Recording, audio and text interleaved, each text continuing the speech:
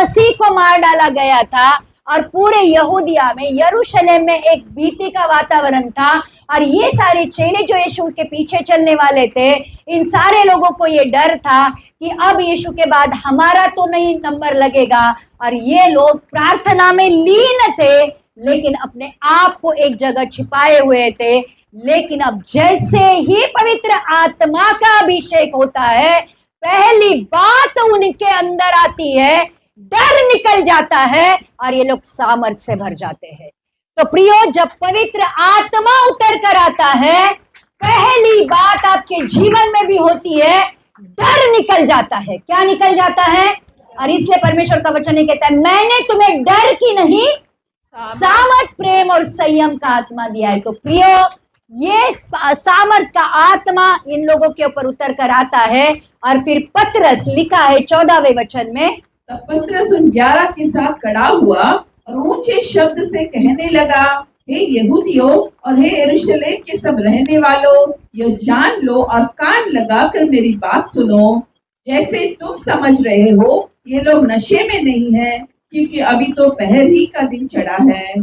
तो वो उनको क्या कहता है? 12 लोग शिष्यों के साथ ये भी खड़ा हो जाता है और ये पहला अपना मुंह खोलता है, हे यहूदियों, स्पष्ट शब्द में, ऊंचे शब्द में उनसे बातें करता है, हे यहूदियों और यरूशलेम के सब रहने वालों, ये जान लो और मेरी बातें कान लगाकर सुन लो।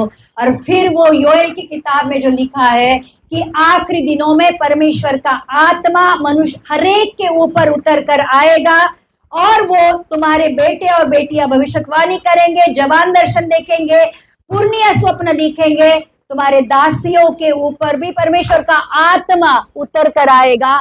ये सारी बातें जो भविष्य वक्ताओं ने कही थी, वो उनको कहता है। और उनको ये भी कहता है कि उसी यीशु को जो परमेश्वर की ठहराई हुई योजना और पूर्ण ज्ञान के अनुसार पकड़वाया गया, तुमने अधर्मियों के हाथ से क्रूस पर उसको चढ़वाया और मार डाला, परंतु उसी को परमेश्वर ने मृत्यु के बंधनों से छुड़ाकर जिलाया, क्योंकि ये अनहोना था कि वो उनके वश में रहे। और बहुत सारी बातें वो यीशु के बारे में उनको कहता है। और जैसे जैसे पवित्र आत्मा के द्वारा वो उनसे बातें कहता है कि पिता से ये पवित्र आत्मा प्राप्त करके जिसकी प्रतिज्ञा की गई थी, उसने उंडेल दिया है, जो आज तुम देखते और सुनते हो। पवित्र आत्मा के बारे में भी वो बात करता है। और फिर उसकी बातें सुनने के बाद जितने भी लोग वहां पर खड़े होते हैं,